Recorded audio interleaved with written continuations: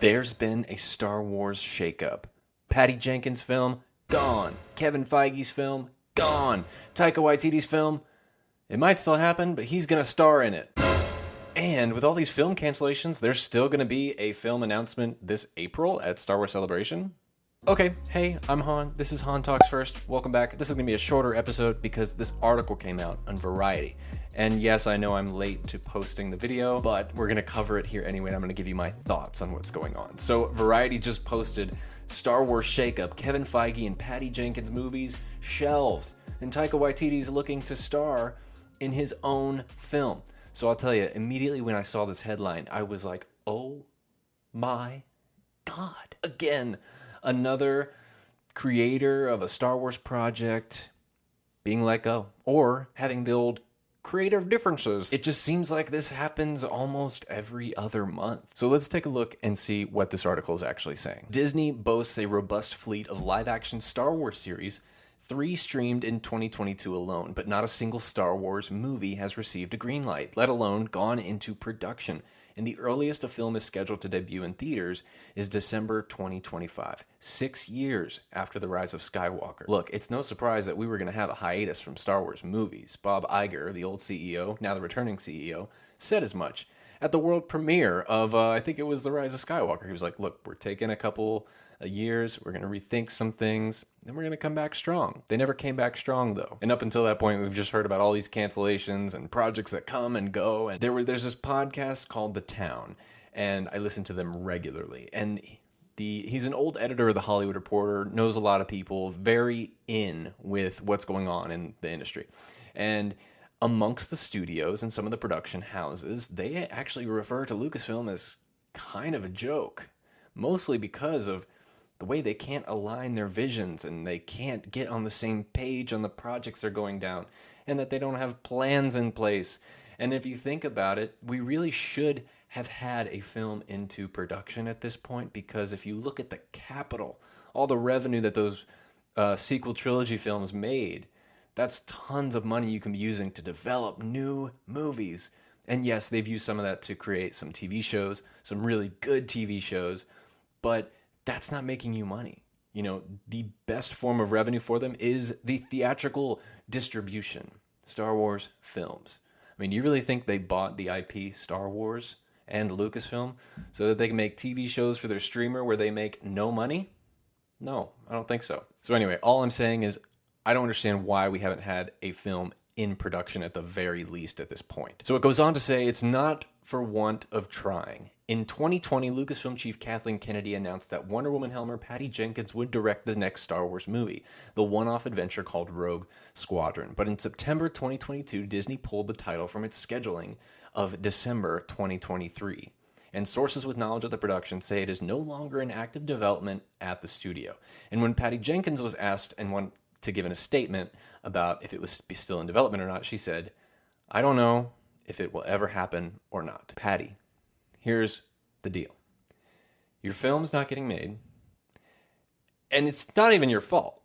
It's really not. We see this all the time at Lucasfilm. Before I tell you why these cancellations are happening, let's read the next paragraph about Kevin Feige. Meanwhile, Variety has learned that the possible Star Wars feature produced by Marvel Studios chief Kevin Feige is also no longer in active development at Lucasfilm. Okay, so let's look at the commonalities between all these cancellations of Star Wars films in the past. The guys who did Game of Thrones, they were just finishing up the last season. It was almost finished being aired.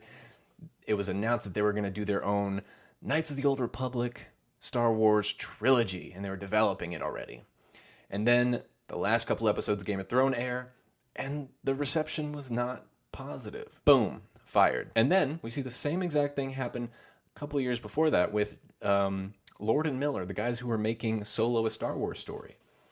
They were having great success, creative differences. Theirs was canceled too. So after the Game of Thrones guys, then comes Patty Jenkins' announcement.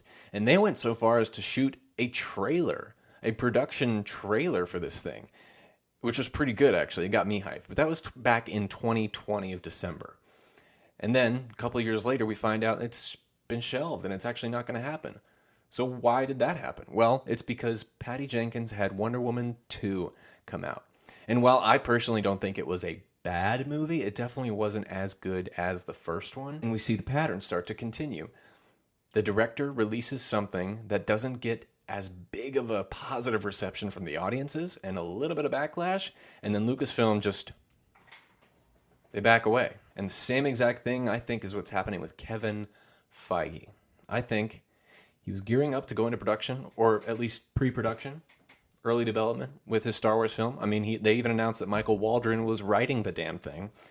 And then out of nowhere, it just got shelved. Well, what's happened leading up to these events? Well, Ant-Man, Phase 4, a lot of criticisms about the Phase 4, especially about Ant-Man. And Ant-Man alone is going to be the one Marvel film that makes, I think the projections were, it's going to make $500,000. That's insane. Now, it had a great opening weekend, but if you counter that to the success of the franchise, the brand Marvel as a whole, it's not looking hot. Again, just the pattern. Audience reception not too positive.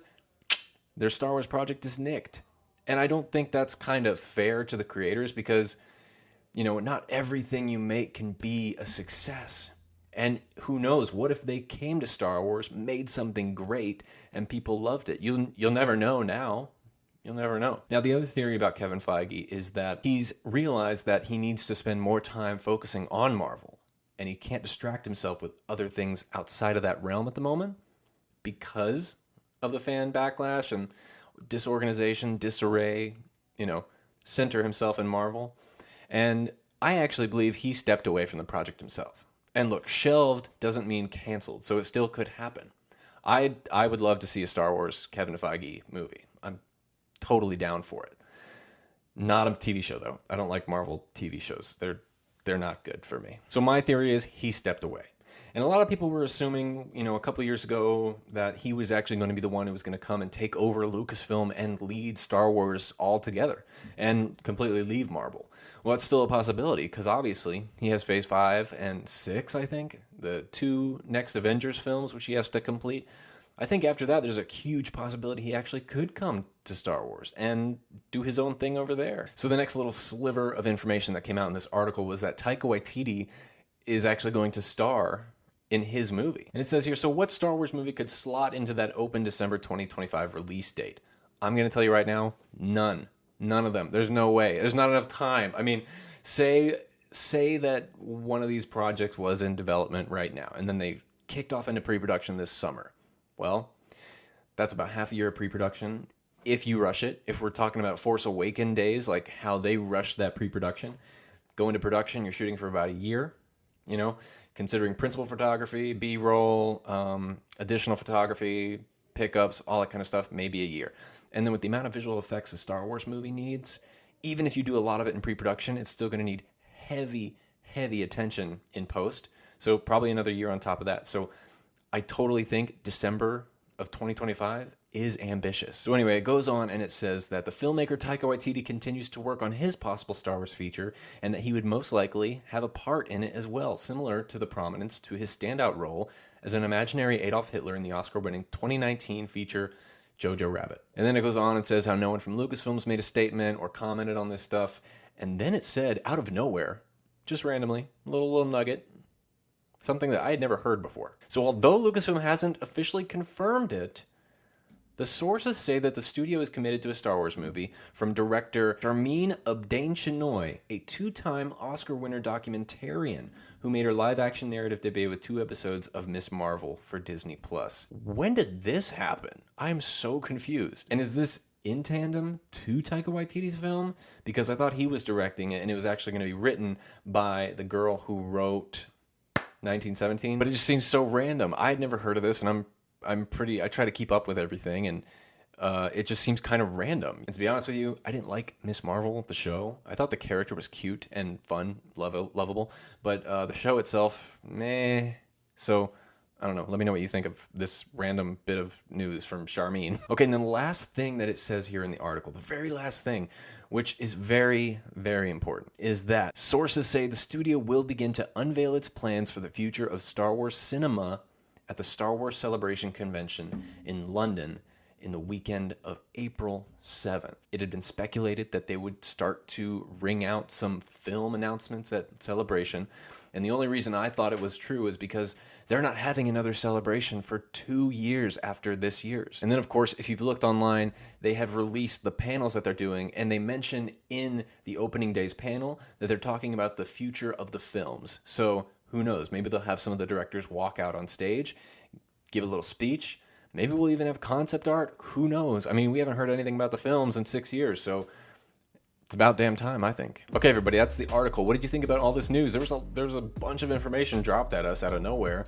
I'm most interested to hear what you have to think about the Kevin Feige situation, and that his film, for now anyway, has been shelved. And what do you think about the Taika thing? Patty Jenkins, were you looking forward to any of these films? Or what films do you want to see come out after these ones have been canned? Let me know. And come back soon. Check out the Mando Episode 2 review on the channel right now. I'm Han. This is Han Talks First. May the Force be with you.